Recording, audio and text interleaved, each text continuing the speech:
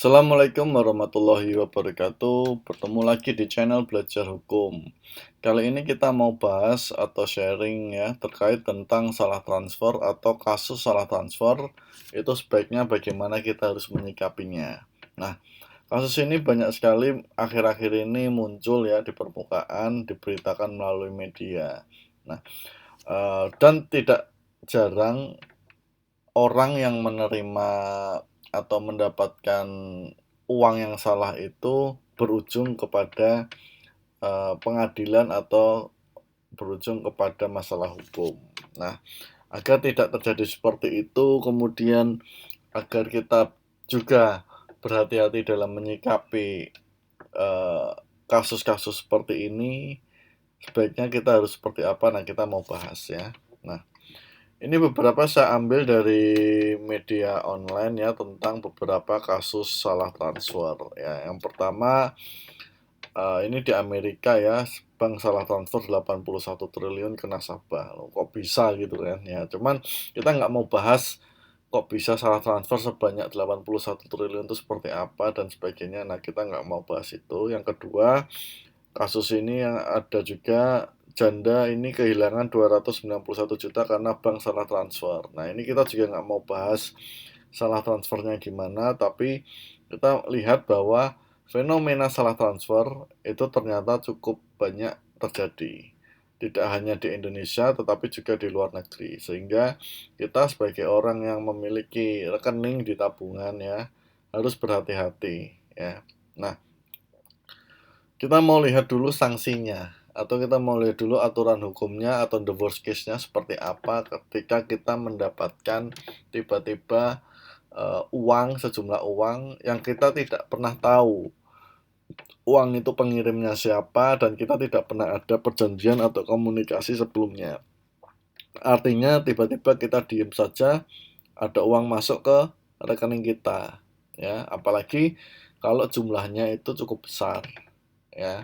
Nah, kita lihat di aturan yang pertama adalah di Undang-Undang Nomor 3 Tahun 2011, yaitu tentang transfer dana. Nah, pasal yang paling sering digunakan ketika kita mendapati uang yang salah transfer itu adalah pasal 85.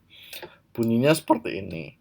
Setiap orang yang dengan sengaja menguasai dan mengakui sebagai miliknya dana hasil transfer yang diketahui atau patut diketahui bukan haknya, dipidana dengan pidana penjara 5 tahun atau denda paling banyak 5 miliar. Nah, jadi cukup jelas ya di sini ya, karena bahasanya adalah yang dengan sengaja menguasai. Ya, menguasai kenapa? Karena itu ada di rekening kita. Jadi secara langsung maupun tidak langsung kita sudah dianggap menguasai. Karena ada di rekening kita. Dan yang bisa memindahkan uang itu adalah kita. Terus kemudian dan mengakui sebagai miliknya, ya. Nah, kemudian yang hasil transfer itu diketahui atau patut diketahui bukan haknya. Nah, jadi ada bahasa patut diketahui. Nah, ini artinya kalau bisa kita bilang adalah diduga bukan hak penerima transfer. Nah, jadi kalau Anda mendapatkan transfer atau tiba-tiba mendapatkan uang di rekening Anda bertambah tanpa sepengetahuan Anda, tanpa ada perjanjian atau komunikasi yang mendasarinya, maka kalau Anda tidak segera melakukan beberapa tindakan, Anda bisa dapat kena pidana 5 tahun atau denda 5 miliar. Ini ancamannya. Ya. Nah, yang kedua di KUH Perdata itu juga bilang ya. Jadi pasal 1360, barang siapa secara sadar atau tidak ya. Bahasanya secara sadar atau tidak. Berarti tahu atau tidak tahu. Menerima sesuatu yang tak harus dibayar kepadanya. Berarti menerima ya, sesuatu yang bukan kewajibannya, bukan haknya, sorry. Wajib mengembalikannya kepada orang yang memberikannya, ya. Nah, jadi dua ketentuan hukum ini jelas ya. Apa yang harus dilakukan apabila kita mendapatkan uang transfer dari orang lain yang kita tidak pernah tahu. Jadi yang pertama kita wajib mengembalikannya. Nah, Caranya gimana orang kita nggak kenal orangnya dan sebagainya? Ya, cara yang pertama kita harus pastikan dulu memang satu itu bukan hak kita atau uang itu bukan uang milik kita, ya. Nah, yang kedua, kalau memang sudah jelas uang itu bukan milik kita, bukan hak dari kita, bukan atas suatu perjanjian apa, pekerjaan apa, nah memang salah transfer kasusnya, kita datangi saja bank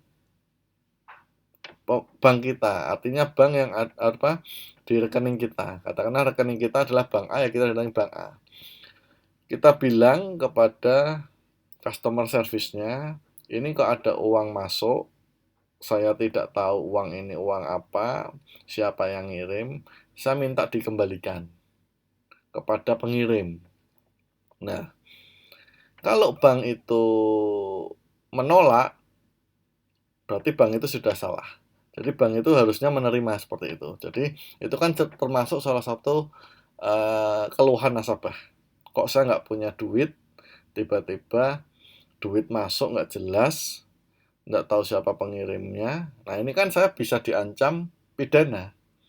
Nah makanya itu datangi bank, etikat baik. Nah kalau memang bertele-tele rumit, katakanlah kan kadang ada juga bank yang seperti itu ya pelayanannya.